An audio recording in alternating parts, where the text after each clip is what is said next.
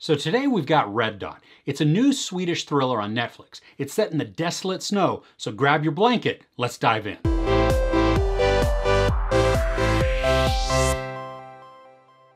A couple makes an attempt to rekindle their relationship by traveling to the north of Sweden for a hiking trip, but soon their romantic trip turns into a nightmare. The film starts off with a pretty grim opening scene and then goes back to introduce us to our characters. Nadja and David are a couple who are experiencing some issues.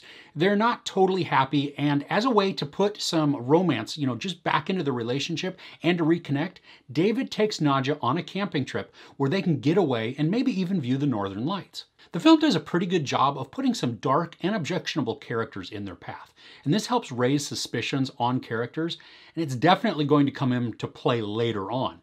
And for a good drama, we do need to have our hackles raised.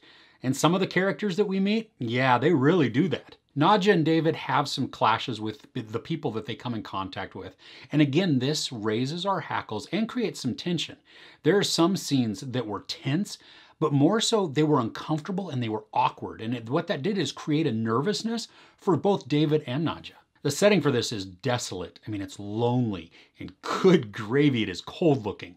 They hike to this spot that is really remote, and it's high up on a mountain, and it's kind of like this flat plateau. There's no trees or hills or really anything, just flat, snow-covered ground. Now this setting comes into play a lot in the film. First, because the couple encounters a red dot in their tent on their first night out. They're in this isolated area without anybody around, at least as far as they know. Now for a lot of us, the first thing we'd probably think when we see a red dot appear is that it's some sort of laser.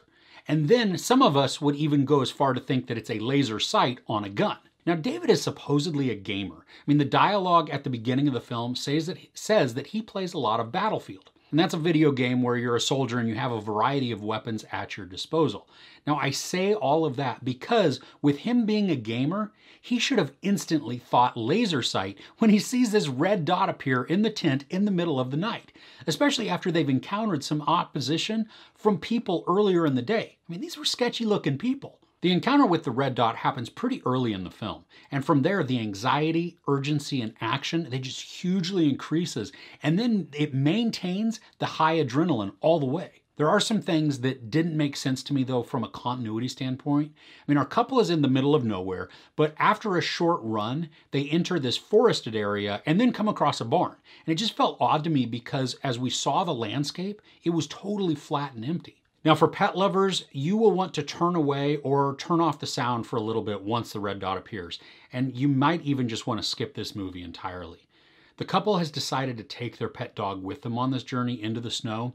Suffice it to say, I didn't like this part of the story that involved their dog at all. Not at all. And this is a fairly violent film. We have an unseen assailant bearing down on both David and Nadja, and there is definitely some carnage. But the violence doesn't just come from their pursuer. Our characters are appearing to get frostbite and hypothermia just due to the intense cold, and I'd call that nature's violence against their bodies. With all the setup of the story and the way the filmmakers laid it out, I felt like I knew exactly where this was going and what was happening.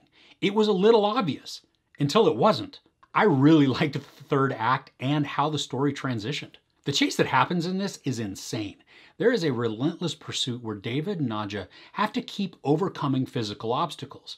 And once they're tired and half frozen, they then have to overcome their mental obstacles. The white and the gray of the snow gives this tone a very drab feeling. It just creates more loneliness and isolation.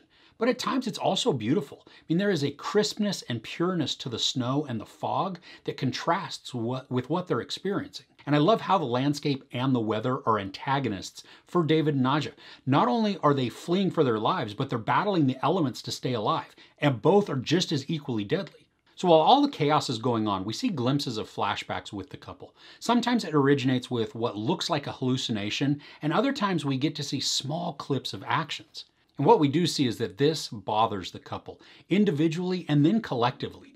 And while it's not at the forefront of their minds all the time, because, they're kind of just running for their lives, it does gain prominence in their thoughts in the few quiet moments that they have.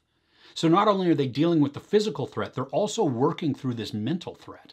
Now this is a crazy quick watch, not only because the pace is really fast, but also because it's only 85 minutes long. I gotta warn you though, this is not gonna leave you happy or satisfied. It's really dark and almost torturous in what it does to us as an audience. Now, I wouldn't say it was pointless, because there is certainly a point to the plot and for our characters, but man, it's a depressing story. Once all the cards are on the table and everything is revealed and resolved, we're just left to sit in it, and we have to deal with that. I really enjoyed the anxiety the story built and the urgency that is created for our characters to escape. I mean, it's an intense and wild ride, and it held my attention the entire time. I'm not sure, though, that I am going to ever revisit this one. There's no sex or nudity, a lot of profanity, and a ton of brutal violence. I give Red Dot 3.5 out of 5 couches. So are there any good chase-type thrillers you've seen recently that you can recommend? Let me know in the comments below. If you enjoyed this review, please give it a like. Also, don't forget to share and subscribe. I'm Chris. This is Movies and Munchies. Thanks for couching with me.